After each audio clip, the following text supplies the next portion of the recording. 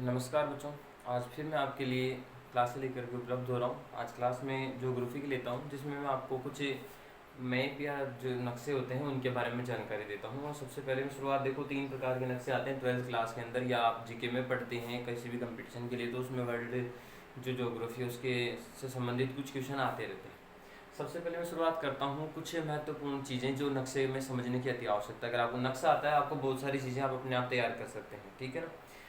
सबसे पहले आप जब भी एग्ज़ाम में जाते हैं या फिर आप याद कर रहे होते हैं, तो माइंड में नक्शा चलना चाहिए। अब माइंड में नक्शा कैसे चले, तो उसके लिए आपको पहले नक्शा पढ़ने की जो भाषा होती है वो आपको समझ में आनी चाहिए। मान लीजिए कि आप किसी भी एग्ज़ाम में गए हैं और आप हॉल में बैठे हुए हैं, आपको एग्ज़ाम देना है, हाथ में आपके एक मैप है, उसे समझना है। सबसे पहले जो खाली मैप होता है, भरना कुछ नहीं, समझना है।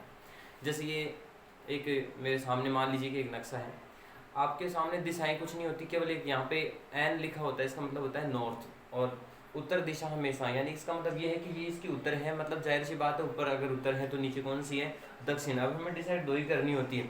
नक्शे की मैं पढ़ने की एक आसान भाषा बताता हूँ। नक्शा जब भी आपके हाथ में हो, आपका सिर हमेशा, सिर इस तरफ, यानी कि ये हमेशा नॉर्थ यानी उत्तर दिशा। सिर हमेशा कौन सी दिशा है, उत्तर। पैर हमेशा दक्षिण दिशा है। राइट हैंड जिससे आप लोग लिखते होंगे, मैं तो लेफ्ट से लिखता हूँ, है ना, तो ये राइट जो हैंड होता है आपका, या फिर जिसे हम कहते हैं दायां हाथ, ये हमेशा आपका पूर्व दिशा होता है, और बायां हाथ हमेशा पश्चिम। अब देखो ये मेरे सामने, मैं कौन सी दिशा में पढ़ा रहा हूँ या पढ़ रहा हूँ उससे मतलब नहीं है, ये हमेशा उत्तर है, ये दक्षिण है। ये मेरा हाथ दायां है, मतलब ये पूर्व दिशा है, और ये पश्चिम दिशा है। आप एग्जाम में ऐसे बैठेंगे तो भी दिशाएं वही होगी, ऐसे मुंह करके बैठते हैं तो भी यही दिशाएं होगी। चलो शुरुआत करते हैं।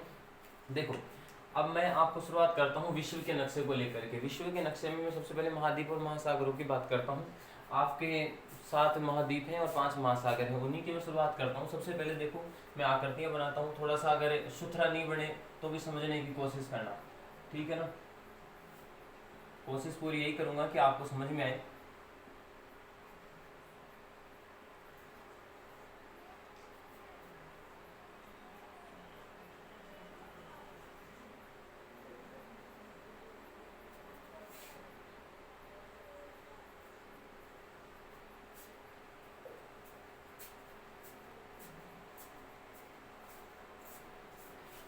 नक्शे को समझने की कोशिश करने में मैं केवल बना रहा हूँ विश्व का नक्शा किस प्रकार से हो सकता है या बनता है।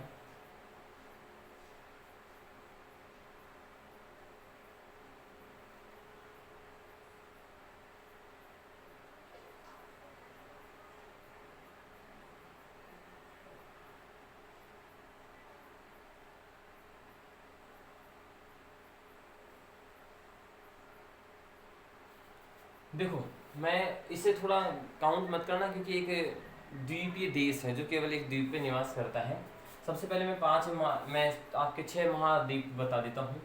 इसे मैं काट देता हूँ। ये वैसे है यूरोप महाद्वीप, सॉरी, ये कौन सा है, एशिया महाद्वीप, एशिया, यूरोप। और इसे जो अलग करता है वो एक पर्वतीय श्रृंखला है, ध्यान रखना। एशिया और यूरोप को वो करता है यूराल पर्वतीय से अलग करता है, ठीक है ना। ये है अफ्रीका, ठीक है।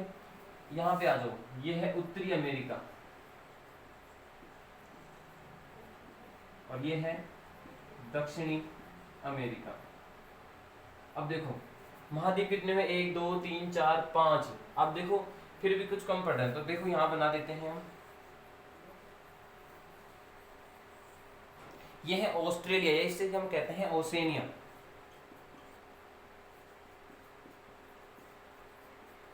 ठीक है ना, ओसेनिया। अभी भी देखो 6 हुए हैं। अब एक है यहाँ पे जो 2 ध्रुव हैं, एक तो उत्तरी ध्रुव जो आपका यहाँ पाया जाता है, मान लीजिए उत्तरी ध्रुव है, ठीक है ना, और एक ये दक्षिणी ध्रुव। अब इसमें मैं आपको महासागरों की ओर लेके चलता हूँ ताकि ये भी समझ में आएगा। सबसे पहले देखो, मैं आपको कुछ 3 नाम देता हूँ जो काफ़ी आपको कंफ्यूजन में डाल देते हैं। सबसे पहले आर्कटिक एक होता है, फिर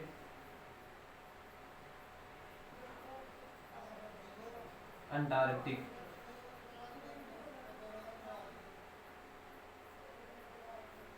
और एक होता है अटलांटिक, ठीक है ना। तो अटलांटिक को छोड़ो, पहले आर्कटिक और एक अंटार्कटिक। इनको समझ लो। आर्कटिक में 1 2 3 4 ना 4 ही शब्द आते हैं या वर्ण आते हैं। इसमें 1 2 3 4 5 पूरे आते हैं। तो देखो सबसे पहले ऊपर 4, ये कौन सा है? ये उत्तरी ध्रुव है। ध्रुव का नाम क्या है? तो आप, ये है आर्कटिक मान लीजिए। क्या है नाम इसका? आर्कटिक। एक का नाम क्या है? अंटार्कटिक।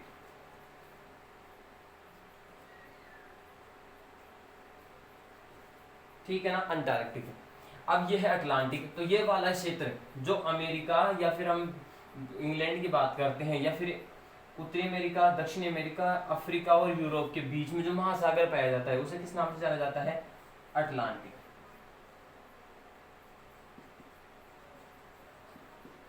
अब देखो ये जो है इसी के नाम से यहाँ महासागर है, या इसे हम कहते हैं दक्षिणी महासागर।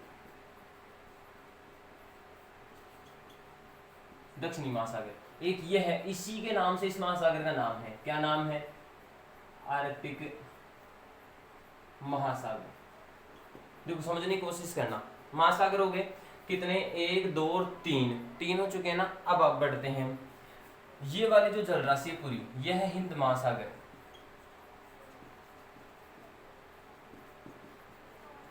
ठीक है ना, केवल ये वाली जलराशि। अब अगर देखो आपको दिखाई दे रहा होगा शायद थोड़ा सा इस तरफ, ये वाला है होता है प्रशांत महासागर। प्रशांत महासागर। अगर पृथ्वी गोल है इसका मतलब ये कि ये वाला इससे इसके पास में होता है, तो ये कौन सा हो गया? प्रशांत महासागर। ठीक है ना, 5 महासागर है, ये इस प्रकार से महासागर है। अब इसी में कुछ अन्य चीजें देखो, ये जो था ये क्या है? तो ग्रीनलैंड है। ठीक है ना, यानी कि एक विश्व का सबसे बड़ा द्वीपीय देश है। ये सब महाद्वीप है, ये द्वीप है। ठीक है ना, इस प्रकार से है। अब इन्हें समझने के लिए कुछ और चीजें देखते हैं। विश्व का सबसे बड़ा देश है, ठीक है ना, वो होता है रूस। और ये रूस है ना जो 2 महाद्वीपों में है, एशिया में और यूरोप में। इसीलिए इसका नाम जो है ना क्षेत्र का यूरेशिया पड़ता है। यानी देखो यूरोप, एशिया, यूरेशिया दोनों के नाम से संयुक्त रूप है इसका यूरेशिया। ठीक है ना, इसलिए ये रूस है, तो विश्व का सबसे बड़ा देश है। अब देखो इस आकृति को देखो, ये भारत की आकृति है। एशिया में पड़ता है, दक्षिण दिशा में पड़ता है भारत है, तो ये पड़ता है यहाँ पे भारत। ठीक है ना, कुछ महत्वपूर्ण चीजें बता रहा हूँ। देखो अभी तक महाद्वीप कितने हुए? 1 एशिया, यूरोप 2, अफ्रीका 3, उत्तरी अमेरिका 4, दक्षिणी अमेरिका 5, ओसेनिया 6, और एक आपका दक्षिणी महाद्वीप या फिर जिसे हम कहते हैं आर्कटिक महाद्वीप। तो ये हो गए हैं 7। इस पे देखो ये निर्जन प्राय है, यहाँ पे कोई जनसंख्या नहीं पाई जाती है। ठीक है, बाकी तरफ जनसंख्या निवास करती है। सबसे ज्यादा सघन जनसंख्या एशिया में ही पाई जाती है, यानी इस दक्षिण पूर्वी एशिया में सबसे ज्यादा जनसंख्या पाई जाती है। इनके अलावा मैं कुछ महत्वपूर्ण चीजों की बात कर लेता हूँ जो अक्सर आपसे क्वेश्चन पूछ लिए जाते हैं। 2 नहरें हैं विश्व की जो सबसे ज्यादा क्वेश्चन बनते रहते हैं, एक तो स्वेज नहर और एक होती है पनामा नहर। देखो ये उत्तरी अमेरिका और ये दक्षिणी अमेरिका, इनके बीच यहाँ एक देश है जिसका नाम है पनामा। ठीक है ना, पनामा देश है, इसलिए यहाँ पे एक नहर बनाई गई है। ध्यान रखना, एक नहर बनाई गई है और इस नहर का नाम है पनामा नहर। एक चीज और ध्यान देना, पनामा नहर और सुएज नहर की वजह से ही एक सीधा सा क्वेश्चन बनता है कि विश्व में सबसे ज्यादा व्यस्ततम जलमार्ग कौन सा है? तो वह है उत्तरी अटलांटिक महासागर। कौन सा है? उत्तरी अटलांटिक।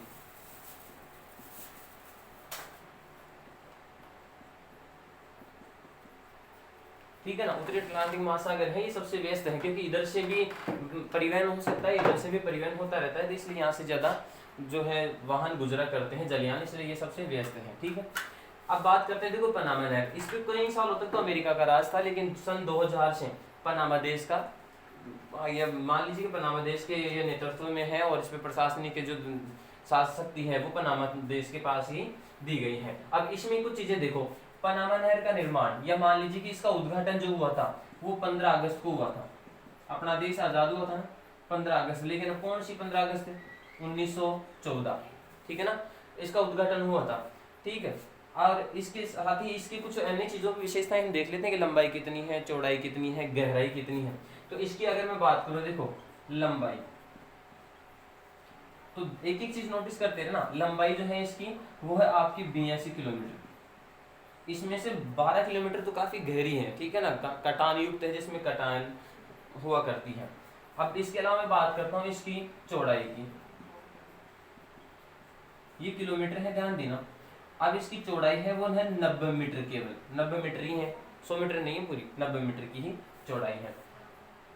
इसके अलावा अगर हम बात करें इसकी गहराई, तो वो है 12 किलोमीटर, सॉरी 12 मीटर के लगभग है, मतलब गहराई इतनी है कि 12 मीटर के लगभग इसकी गहराई आंकी गई है, जो औसतन है, कहीं पे ज़्यादा भी होती है, कहीं पे कम। तो ये तो है पन्नामा नहर। मैं केवल महत्वपूर्ण चीज़ें बता रहा हूँ ताकि आप इनको जीके के लिए तैयार कर सको, अपने एग्जाम के लिए भी तैयार कर सको। पनामा नहर, देखो पनामा देश होने के कारण उत्तरी अमेरिका, दक्षिण अमेरिका, इसलिए अब देखो मैं आपको कुछ अपने जनजातियाँ पढ़ी हैं और उनकी आवश्यकता पड़ती है, मैं इसे मिटा रहा हूँ, थोड़ा सा मैं जनजातियों पे लेके जाता हूँ। चलो उससे के साथ में पहले स्वेज नहर करवा देता हूँ। देखो यहाँ पे मेन चीज है, यहाँ पे जो जलराशि है, ये जो आपको बीच में लग रहा है ना कुछ कि सर ने क्या कर दिया गड्ढा सा, ये गड्ढा सा नहीं है। यहाँ पे एक तो है भूमध्य सागर, भूमध्य सागर, और एक है लाल सागर, और यहाँ पे है अरब सागर, भारत के बिल्कुल गुजरात की तरफ अरब सागर, लाल सागर, भूमध्य सागर और अटलांटिक महासागर। तो यहाँ से एक नहर और बनाई गई, जो यहाँ तो पहले से जो मतलब खुली हुई थी, लेकिन भूमध्य सागर और लाल सागर को जोड़ने के लिए एक नहर बनाई गई है, और उसी का नाम है स्वेज नहर, ठीक है ना। ये ध्यान रखना, हिंदुस्तान के पास हिंद महासागर, ठीक है, ये हिंदुस्तान है। अब नहर कौन सी है? स्वेज नहर, ध्यान देना, स्वेज नहर। अगर मैं बात करूं ना कि अटलांटिक महासागर की तरफ जो पनामा नहर है, इससे कितना फायदा हुआ है, तो इससे लगभग 13,000 किलोमीटर की जो जलयान दूरी तय करके आता था, उसका फायदा हो गया कि अब उससे इतनी दूरी कम तय करनी होती है। इससे 1600 किलोमीटर के लगभग दूरी जो है वो तय कम करनी पड़ती है। अब बात करते हैं, देखो स्वेज, मैं नहर की बात करता हूँ। स्वेज नहर मूल रूप से देखो ये भूमध्य सागर और लाल सागर को जोड़ती है, और यह किस देश के ने बनाई थी? मिस्र ने बनाई थी। कौन से देश ने? मिस्र ने। देखो यहाँ एक देश है ये वाला, ठीक है ना, ये मिस्र, भारत के इधर मिस्र, तो मिस्र देश ने इसे बनाई, और इस पे अधिकार भी है वो मिस्र का ही है, ठीक है। इसके अलावा अगर मैं इसकी लंबाई, चौड़ाई और गहराई की बात करूं, तो देखो इसकी मैं लंबाई 162 किलोमीटर, 162 किलोमीटर है, ठीक है। अगर मैं बात करूं इसकी चौड़ाई, तो वो है 60 मीटर की, केवल किलोमीटर नहीं 60 मीटर। और अगर गहराई की बात करूं तो वो है इसकी 10 मीटर के लगभग इसकी गहराई है। ये कुछ महत्वपूर्ण फैक्ट है, उनके जरूर आप याद कर लेना, रट लेना ही, मान लो। दो नहरें हो गई हैं। अब देखो इसी में स्वेज नहर में एक और चीज याद कर लो, और एक विश्व की कुछ महत्वपूर्ण नदियां हैं। एक तो होती है विश्व की सबसे लंबी नदी, और एक होती है विश्व की सबसे बड़ी नदी। तो सबसे लंबी नदी कौन सी है? यहां से स्टार्ट हो गई मान लो, और यहां जाकर के गिर गई, नील नदी। ध्यान रखना कौन सी नदी है? देखो अफ्रीका महाद्वीप में है विश्व की सबसे लंबी नदी, और नदी का नाम क्या है? नील नदी। ये तो नील नदी हो गई, ठीक है ना। एक है जिसका मतलब कि अटैचमेंट एरिया बहुत ज्यादा है, ठीक है, इसलिए उसे विश्व की सबसे बड़ी नदी कहते हैं। ये तो लंबी है, वो बड़ी है। वो बड़ी कौन सी है? देखो ये पनामा नहर थी, स्वेज नहर के तो पास है कौन सी? लंबी नील नदी। इधर क्या है? पनामा नहर है, इसके पास है कौन सी? अमेजन नदी। देखो यहां से बहती है एक नदी है, और उसका नाम क्या है? अमेजन नदी।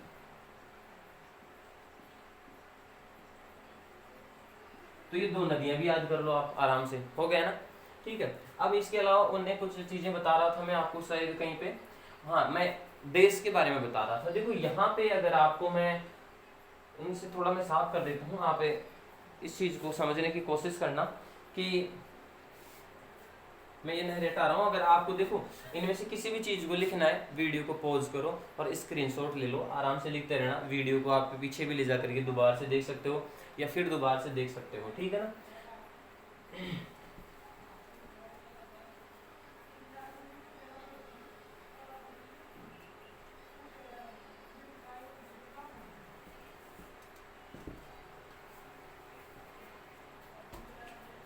ये था उत्तरी अमेरिका,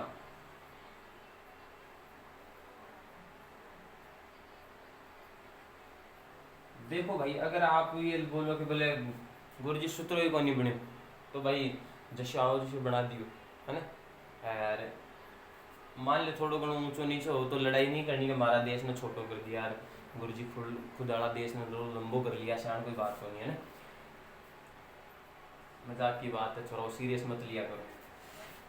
अब देखो मैं इसे बांट देता हूँ थोड़ा सा, ये है यूएसए, ठीक है ना, और ये भी कौन सा देश है, यूएसए। यानी देखो सबसे पहले मेन चीज ये है कि अमेरिका दो जगह पड़ता है, एक तो इस तरफ और एक इस तरफ, लेकिन अब ये कौन सा देश है बोले गुरु जी, तो ये है कनाडा।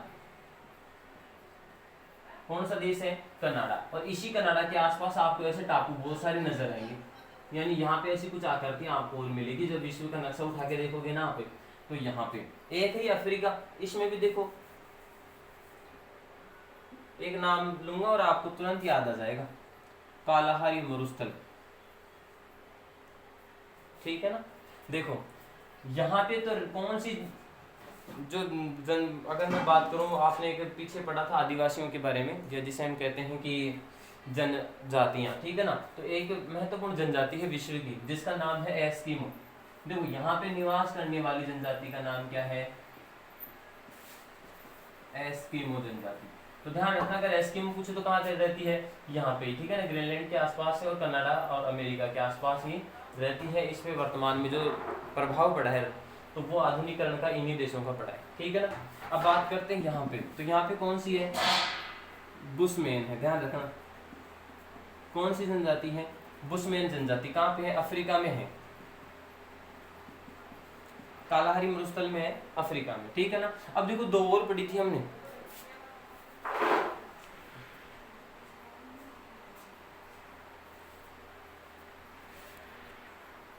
दो और पढ़ी थी, कौन कौन सी, एक तो भील और एक गोंड, वो दोनों ही भारत में रहती हैं।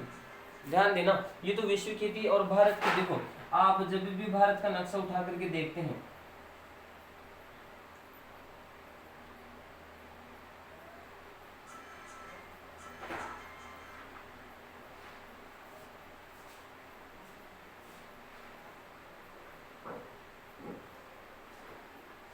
जब आप भारत को पढ़ोगे तो देखो यहां से इस राजस्थान की ओर यहां तो रहती है भील, कौन सी जनसंख्या रहती है, भील जनजाति रहती है। और ये वाला क्षेत्र है, इसमें रहती है फिर गोंड। कौन सी जनजाति रहती है, गोंड। यानी भारत के राजस्थान की ओर भील रहती है, इस तरफ कौन सी रहती है, गोंड जो है वो जनजातियां निवास करती हैं। तो इस प्रकार से कुछ बंटवारा है। विश्व की सबसे ज्यादा जनसंख्या दक्षिण पूर्वी एशिया में निवास करती है। अब देखो जापान एक देश है,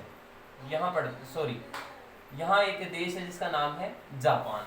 जापान अगर मैं बात करूं तो चीन के पास भी पड़ता है, और अगर इसे मैं गोल करूं तो अमेरिका के पास भी पड़ता है। 1945 में जब हमला हुआ था ना, या जिसे हम कहते हैं कि जापान के हिरोशिमा और नागासाकी पे जब बम गिराए गए थे, तो यही कारण था कि अमेरिका के लिए रूस पे हमला करने के लिए। देखो मान लीजिए कि थोड़ा सा अगर इधर मैं बात करूं तो इसे गोल करने के बाद यहाँ पे अमेरिका आ जाता है। तो अमेरिका के लिए और रूस के लिए महत्वपूर्ण देश था उस समय कौन सा, जापान। ताकि मान लीजिए कि अगर ये अमेरिका है, यहाँ अपना सैन्य अड्डा बनाता है तो इस पर हमला कर सकता है, अगर ये इस पर सैन्य अड्डा बनाता है तो इस पर हमला कर सकता है। द्वितीय विश्व युद्ध की बातें हैं, ठीक है ना।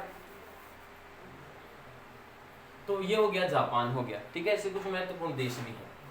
अब इसके अलावा अगर मैं बात करूँ तो आपने कुछ परिवहन जो है, ये तो जल परिवहन था, ठीक है। अब बात कर लेते हैं कुछ रेल परिवहन की। आपने एक ट्रांस साइबेरियन रेल मार्ग जरूर पढ़ा था। तो वो ट्रांस साइबेरियन रेल मार्ग देखो दो महाद्वीपों को जोड़ता है, यूरोप को और एशिया को। तो इस प्रकार से ये ट्रांस साइबेरियन रेल मार्ग है। अगर पूछे नक्शे में तो भरते रहना, आपको कोई टेंशन नहीं लेनी। अगर पूछे आपको इसके अलावा, जैसे मान लीजिए कि कैनेडियन पैसिफिक, या इसका नाम और है क्या, पार कैनेडियन। तो देखो ये कनाडा से शुरू होती है और इस अमेरिका की बॉर्डर के आसपास आते हुए यहाँ आके खत्म हो जाती है। इसी का नाम क्या है, पार कैनेडियन रेल मार्ग या फिर कैनेडियन पैसिफिक रेल मार्ग, ठीक है ना। तो इस प्रकार से कुछ महत्वपूर्ण रेल मार्ग भी हैं। अगर इसमें किसी प्रकार की समस्या रही है, आपको समझ में नहीं आया, कमेंट करें, मेरे इस चैनल को सब्सक्राइब करें। आगे मैं आपके लिए भारत का नक्शा है वो लेकर के आऊँगा, राजस्थान का नक्शा है वो भी लेकर के आऊँगा। इसके अलावा मैं ज्योग्राफी की जो जीके की क्लास है वो भी डालता रहूँगा। पाठों से संबंधित में मैं कुछ क्वेश्चन डालता रहूँगा। अगर अभी भी कुछ मुझे जहाँ तक लगता है शायद ये समझ में आ जाना चाहिए। देखो 7 महाद्वीप हैं, 1 2, ठीक है, 3 4 5 6 और 7, 5 महासागर हैं, 1 2 3, देखो लगातार ही 3 है। आर्कटिक, अंटार्कटिक, इसी का नाम दक्षिणी महासागर है। ये कौन सा है? अटलांटिक। इधर प्रशांत, दोनों तरफ आ गया क्योंकि एक ही है, जोड़ने पे एक ही आएगा, प्रशांत। और हिंदुस्तान के पास ये कौन सा है? हिंद महासागर है, ठीक है ना। अगर भारत में भी किसी नदी के बारे में पूछे तो भारत की सबसे लंबी नदी कौन सी है? वो है गंगा नदी। देखो ये भारत का मैंने छोटा सा नक्शा बनाया है, यहाँ से स्टार्ट होती है और ऐसे घूम करके आकर के यहाँ गिर जाती है। कहाँ गिर जाती है? बंगाल की खाड़ी में। देखो तो ये है भारत की नदी। और भारत की सबसे बड़ी नदी कौन सी है वैसे? अगर हम देखें तो वैसे ब्रह्मपुत्र है, जो चीन से होते हुए आती है, अरुणाचल प्रदेश असम में होती हुई वापस बांग्लादेश में गिर जाती है, और वहाँ पे ही ये जो है गंगा के साथ संगम बनाती है, मेघना के नाम से वहाँ करके मेघना में मिल जाती है। तो ये इस प्रकार से भारत की भी 2 महत्वपूर्ण नदियाँ हैं। आज के लिए इतना ही काफ़ी है, और वीडियो को शेयर करें ज़्यादा से ज़्यादा ताकि आपके दोस्तों को भी ऐसी चीज़ों का लाभ मिल सके। Thank you.